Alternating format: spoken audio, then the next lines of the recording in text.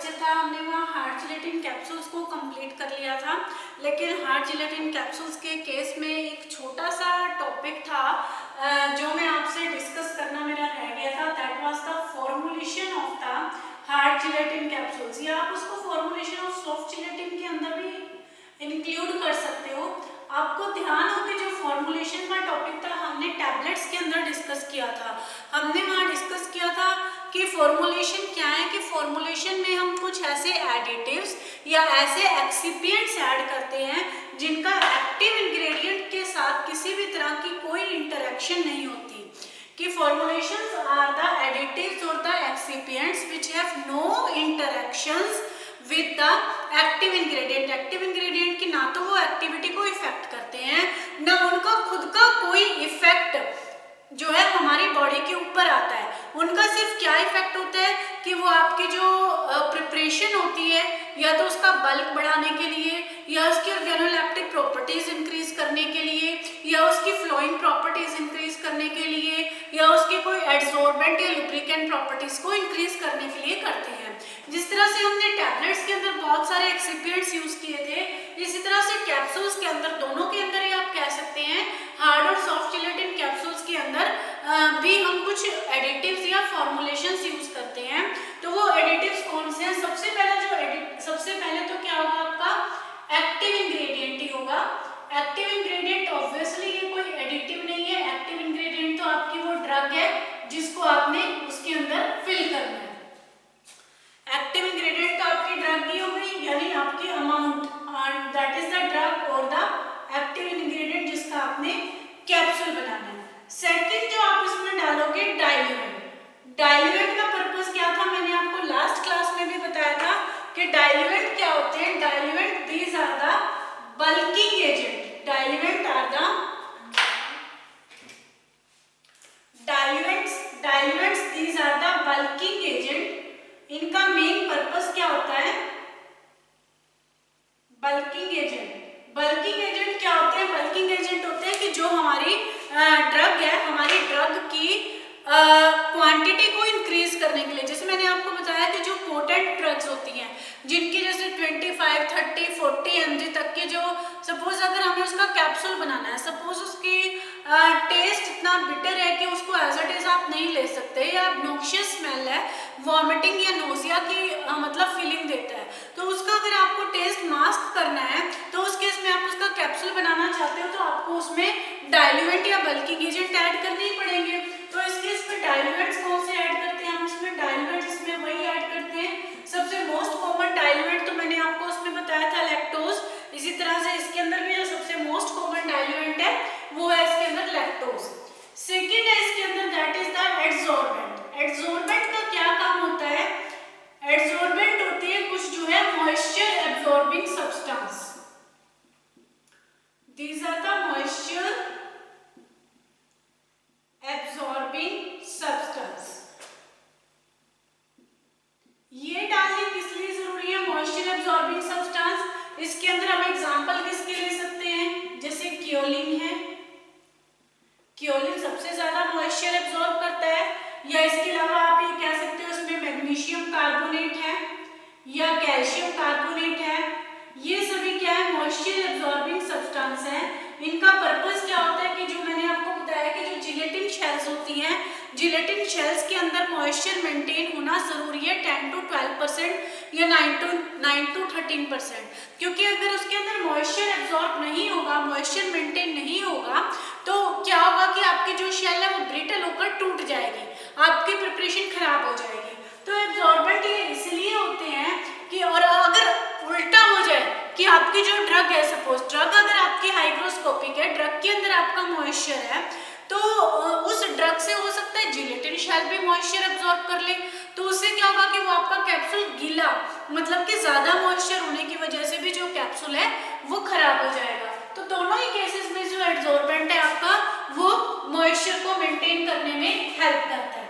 Next है इसमें lubricant. Lubricant में मैंने आपको कुछ एग्जांपल बताए थे स्टीयरेट्स के, मैग्नीशियम स्टीयरेट्स, के कैल्शियम स्टीयरेट्स, स्टीयरिक एसिड, जिनको हम एज ए लुब्रिकेंट यूज करते हैं। लुब्रिकेंट का क्या पर्पज होता है? To maintain the free flowing property of the powder. अब देखो हार्ड जिलेटिन कैप्सूल है, हार्ड जिलेटिन कैप्सूल के केस में तो लुब्रिकेंट बहुत जरूरी है, क्योंकि उसमें आपने क्या करना है, पाउडर का फ्री फ्लो तो होना जरूरी है ना। अगर कहीं कहीं से पाउडर, कहीं से एक थोड़ा सा गिर रहा है पाउडर, कहीं से थोड़ा सा गिर रहा है, कहीं से थोड़ा सा, तो उससे क्या होगा कि आपके कैप्सूल के अंदर यूनिफॉर्मिटी तो होगी नहीं। तो उसको फ्री फ्लोइंग पाउडर बनाने के लिए उसमें लुब्रिकेंट होना भी बहुत जरूरी है। Next that is the anti dusting compound. Anti dusting compounds क्या होते हैं, एंटी डस्टिंग पाउडर्स क्या होते हैं कि कई बार क्या होता है कि जो आपके ड्रग्स है जब आप उनको फिलिंग करते हो, जैसे सपोज आपकी पोटेंट ड्रग वही जिसकी हमारी क्वांटिटी ऑलरेडी बहुत कम है और उसको फिलिंग कर रहे हो ना कुछ पार्टिकल्स हैं, बहुत स्मॉल साइज के पार्टिकल्स हैं, फिलिंग करते टाइम वो उड़ेंगे भी। अगर उसमें से थोड़ी सी 5 mg, 10 mg, 25 mg तो ड्रग है, अगर उसमें से पार्टिकल्स ही उड़ जाएंगे तो ऑब्वियसली आपकी इफेक्टिविटी भी शो होगी, आपकी ड्रग की क्वांटिटी भी कम होगी, तो इफेक्ट होगी। तो इसी वजह से हम उसमें कुछ एंटी डस्टिंग एजेंट्स ऐड करते हैं। जैसे एंटी डस्टिंग एजेंट्स में जैसे हम इसके अंदर कुछ एडिबल ऑयल्स ऐड कर सकते हैं, जिसकी वजह से क्या होता है, एडिबल ऑयल्स की वजह से वो थोड़ी उसको स्टिकी अपीयरेंस देगी, जिससे जो आपके कैप्सूल्स हैं वो फिल करते टाइम जो पाउडर की फॉर्म में जो है, डस्ट की फॉर्म में पार्टिकल्स जो है आपके बाहर नहीं आएंगे। इसके अलावा हम इसमें सर्फेक्टेंट्स भी ऐड करते हैं, डिसइंटीग्रेटिंग एजेंट भी ऐड करते हैं, कलरिंग एजेंट भी ऐड करते हैं, ताकि सर्फेक्टेंट ये सभी इनका पता है आपको पर्पस के। सर्फेक्टेंट का पर्पस यही है कि अगर आपकी कोई हाइड्रोफोबिक ड्रग है तो वो बॉडी के अंदर जाके बॉडी फ्लूइड के अंदर इजीली मिक्स हो जाए। सपोज लिपिड सॉल्युबल ड्रग है और अगर आपको डिसॉल्व करना है उसको गैस्ट्रिक फ्लूइड के अंदर, आपको वाटर के साथ मिक्सअप करना है तो उसमें सर्फेक्टेंट की जरूरत पड़ेगी। दूसरा, अगर सपोज अगर आपका डिसइंटीग्रेटिंग एजेंट है किसी कि आपको उसका डिसइंटीग्रेशन टाइम 2 to 3 तक मेंटेन करना है, या एंटीरिक कोटिंग मेंटेन करना है कि उसका डिसइंटीग्रेशन एसिडिक पीएच पे ना होकर बेसिक पीएच पे हो, तो उसमें आपको डिसइंटीग्रेटिंग एजेंट ऐड करने पड़ेंगे। तो इस तरह से ये कुछ फॉर्मुलेशन या ये कुछ एडिटिव्स है जो जैसे टैबलेट्स के अंदर डालने जरूरी है, ऐसे ये कैप्सूल्स के अंदर भी डाले जाते हैं, ताकि जो हमारे कैप्सूल्स हैं उनकी यूनिफॉर्मिटी, इंटीग्रिटी और स्टेबिलिटी मेंटेन करें। तो नेक्स्ट हम कंटिन्यू करते हैं, that is the soft gelatin capsule. अब हार्ड जिलेटिन कैप्सूल हम पढ़ चुके हैं, तो सॉफ्ट जिलेटिन कैप्सूल थोड़ा सा और इजी आपके लिए हो जाएगा। पहले तो आप एक ये डिफरेंस समझ लो कि जो हार्ड जिलेटिन कैप्सूल था, हार्ड जिलेटिन कैप्सूल की तो आपने सिर्फ एक ही शेप देखी होगी जिसमें बॉडी और कैप को हम सेपरेट करते हैं। अब सॉफ्ट जिलेटिन कैप्सूल्स क्या होते हैं? What are the soft gelatin capsules?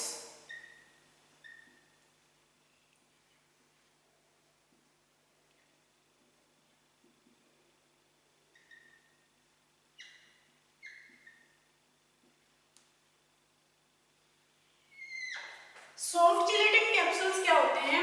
Soft gelatin capsules की जैसे अगर मैं आपको एग्जांपल दूं, फिश ऑयल के कैप्सूल्स आते हैं डिफरेंट शेप में, वो राउंड शेप में भी हो सकते हैं, वो ओवल शेप में भी हो सकते हैं, वो इस तरह से छोटे से आगे बॉटल शेप भी होते हैं।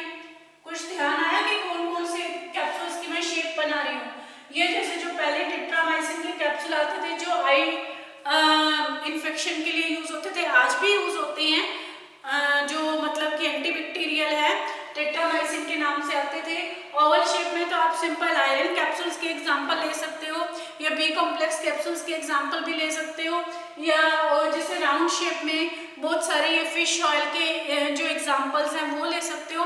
वो सभी सॉफ्ट जिलेटिन कैप्सूल्स हैं। सॉफ्ट जिलेटिन कैप्सूल में आप एक चीज ये समझ लो कि जो सॉफ्ट जिलेटिन कैप्सूल्स हैं, डिफरेंस मेन यही है कि हार्ड जिलेटिन के अंदर बॉडी और कैप दो अलग पार्ट होते हैं, लेकिन सॉफ्ट जिलेटिन कैप्सूल सारे के सारे सील होते हैं।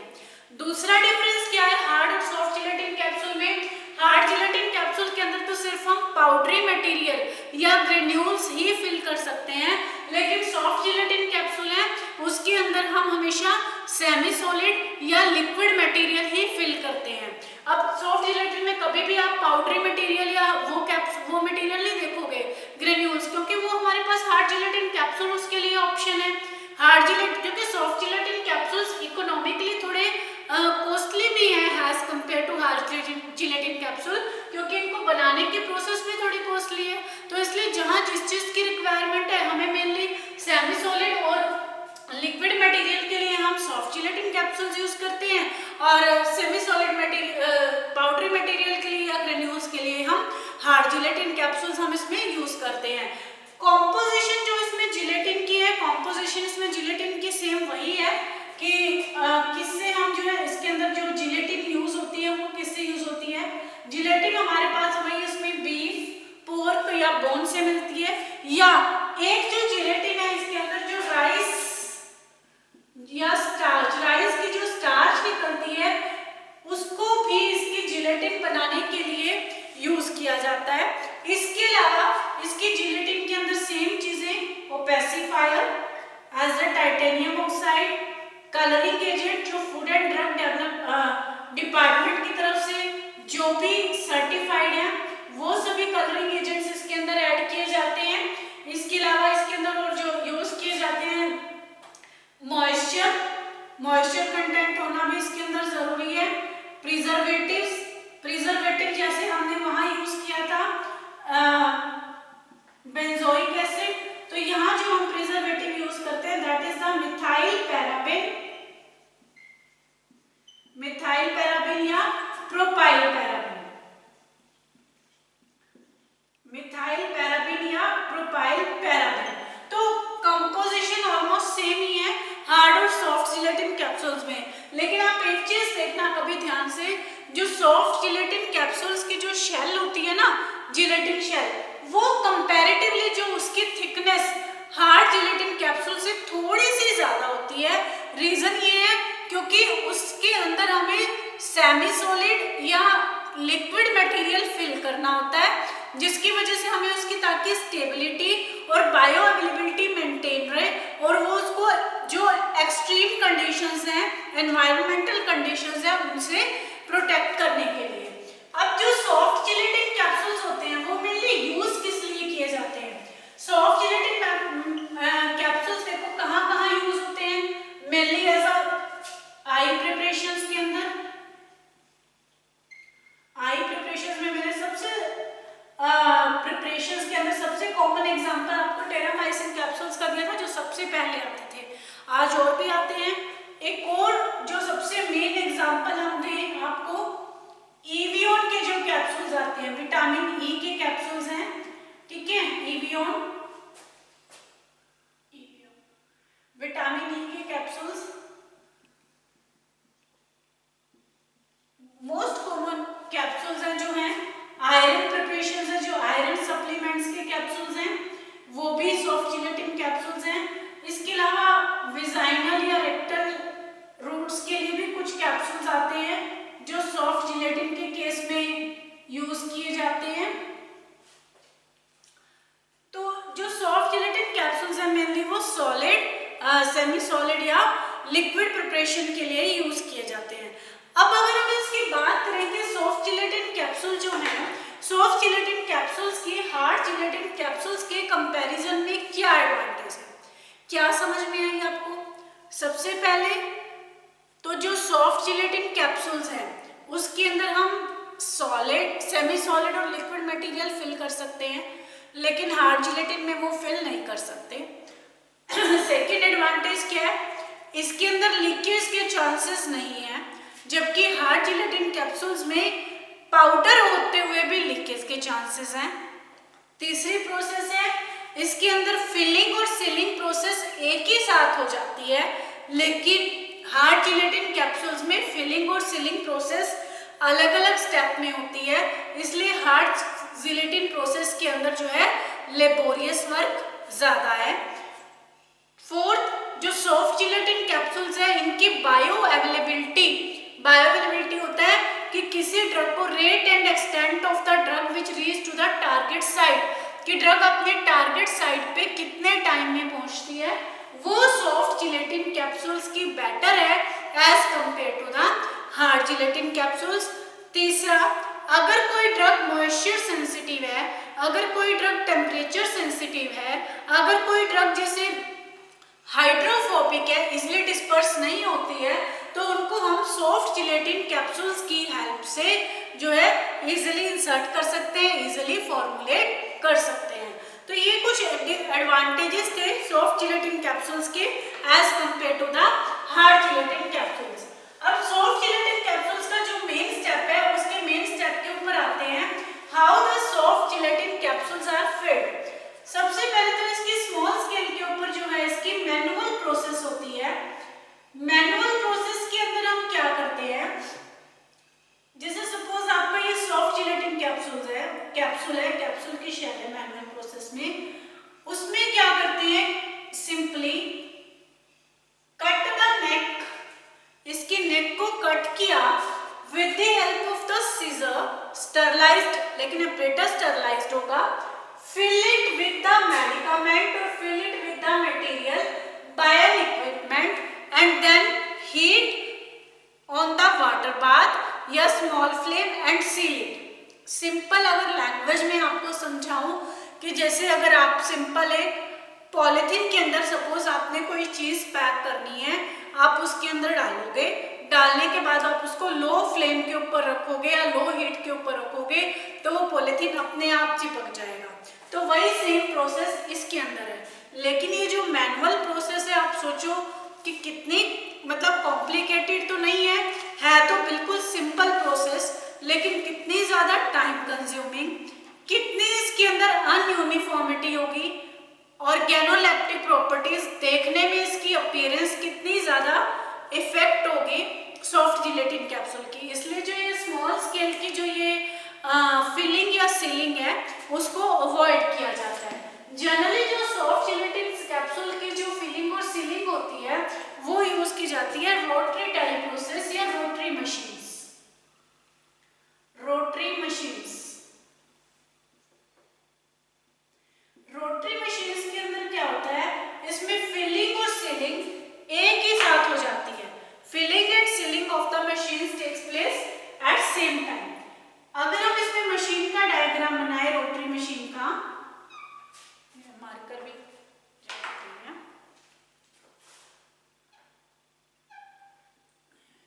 ये हमारी रोटरी मशीन इस तरह से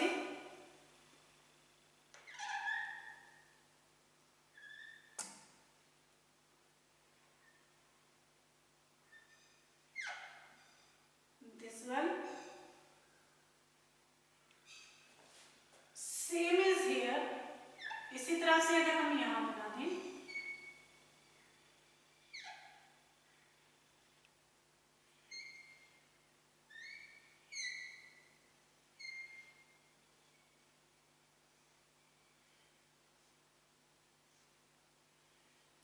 इस तरह से यहाँ मैंने एक्चुअली गैप थोड़ा ज्यादा कर दिया, इसके बीच में जो गैप है वो इवन मिलीमीटर्स में गैप होता है,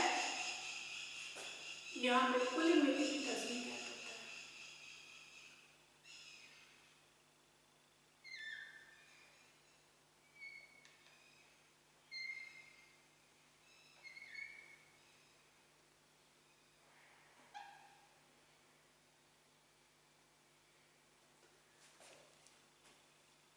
Here is the hopper, ये आपका hopper है।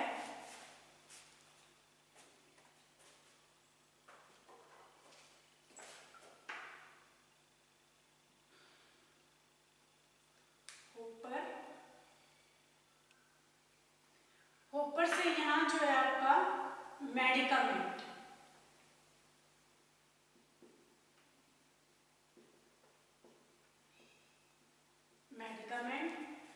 ये आपकी रोटरी मशीन दोनों इस ऑपोजिट डायरेक्शन के अंदर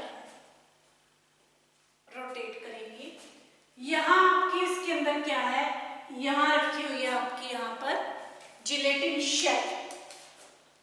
here is the gelatin shell, इसके ऊपर आपकी यहाँ this one is the gelatin shell. ये जो मैंने ग्रीन कलर की बनाई है ना,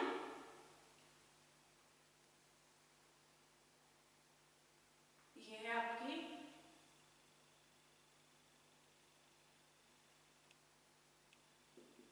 जिलेटिन शेल। अब देखो ये काम कैसे करेगी, यहां इसके साथ क्या लगा हुआ है, ये जो आपका सिस्टम है सारा,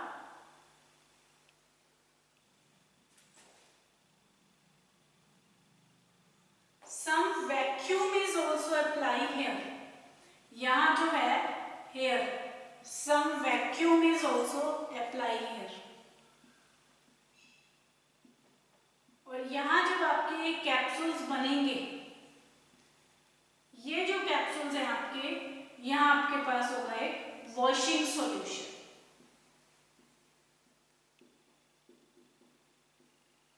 वॉशिंग सॉल्यूशन। कुछ कुछ प्रोसेस समझ में आई इसकी रोटरी एंड डाई की, फिलिंग, सीलिंग, वॉशिंग, एक ही स्टेप में इसमें हो रही है।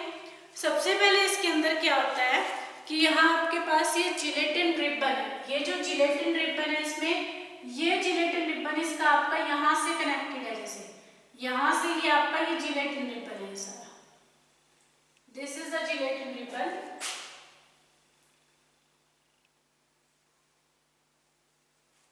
ये जिलेटिन रिबन है।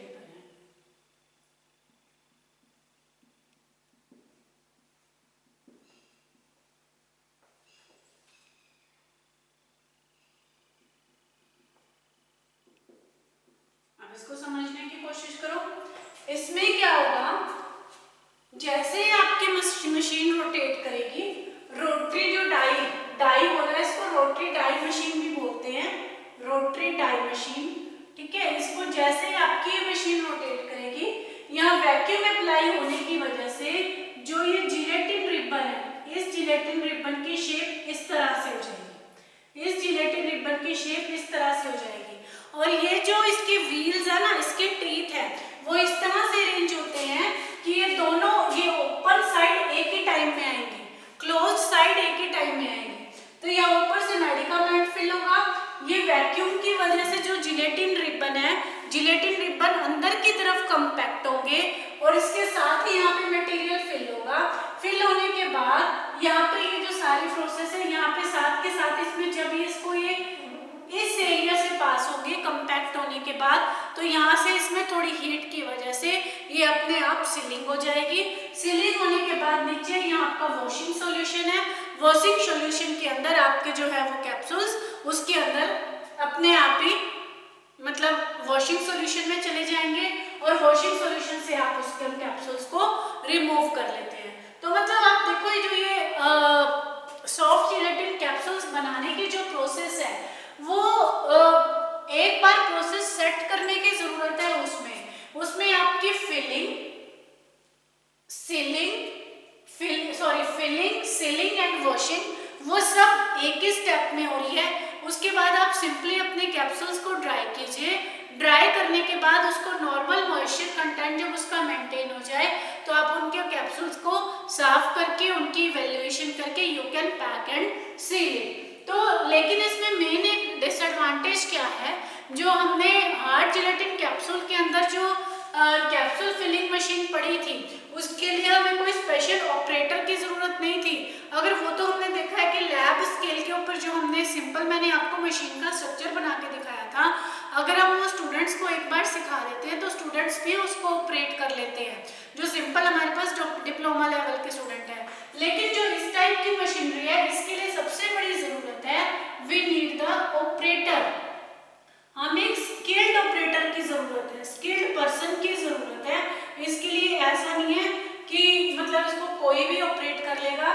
दूसरा जो वॉशिंग सॉल्यूशन है, वॉशिंग सॉल्यूशन की एक प्रॉपर कंसंट्रेशन, जैसे 0.01% जो है नॉर्मल HCl सॉल्यूशन भी इसके लिए यूज किया जाता है, और या फिर इसके बाद सिंपल जो है एंटी डस्टिंग पाउडर, जो सिंपल डस्टिंग पाउडर्स भी यूज किए जाते हैं, ताकि वो कैप्सूल को जब हम सॉल्यूशन से निकालें तो उसके ऊपर जो एक्स्ट्रा मटेरियल है उसको वो मतलब मॉइस्चर एब्जॉर्ब करके उनको क्लीन करके अच्छे से फिर से इसको पैक किया जाता है। जो सॉफ्ट जिलेटिन कैप्सूल्स बनाने की प्रोसीजर है, as compare to hard gelatin capsules को बनाने की प्रोसीजर से थोड़ी सी कॉम्प्लिकेटेड और थोड़ी सी अनइकोनॉमिकल का मतलब कि थोड़ी सी कॉस्टली हम बोल सकते हैं। लेकिन आप ये सोचो कि इसके अंदर लीकेज के चांसेस नहीं है। बायोअवेलेबिलिटी इनकी हार्ड जिलेटिन कैप्सूल से मच बेटर है। इसमें फिलिंग वॉशिंग, सीलिंग सब एक ही साथ हो रहा है। इसमें जो ड्रग्स हाइड्रोफोबिक हैं या किसी भी तरह की जो मॉइस्चर सेंसिटिव हैं या जो एनवायरमेंटल से जैसे थर्मोलेबाइल हैं, उन ड्रग्स को भी हम इसके अंदर इजीली पैक कर सकते हैं। जबकि हार्ड जिलेटिन कैप्सूल्स के अंदर जैसे जो जिलेटिन शेल्स के ब्रिटल होने के चांसेस भी होते हैं, लेकिन सॉफ्ट जिलेटिन शेल्स के जो कैप्सूल्स होते हैं उनके अंदर ये चांसेस कंपैरेटिवली कम देखे गए हैं। तो ये थे हमारे हार्ड और सॉफ्ट जिलेटिन कैप्सूल। इस टॉपिक के अंदर हमारा सिर्फ एक ही लास्ट लेक्चर रह गया, that is the handling and storage and as well as the evaluation of the capsules. Evaluation of capsule जो है आपका बहुत कुछ टैबलेट के कैप्सूल से टैबलेट्स के टॉपिक से मिलता जुलता है और आपको बड़ी जल्दी समझ में आ जाएगा। तो होप सो आपको इतना ये टॉपिक समझ में आ गया होगा। बुक आप इसके लिए कोई भी रेफर कर सकते हो। तो तब तक के लिए सी यू और मिलते हैं नेक्स्ट लेक्चर में।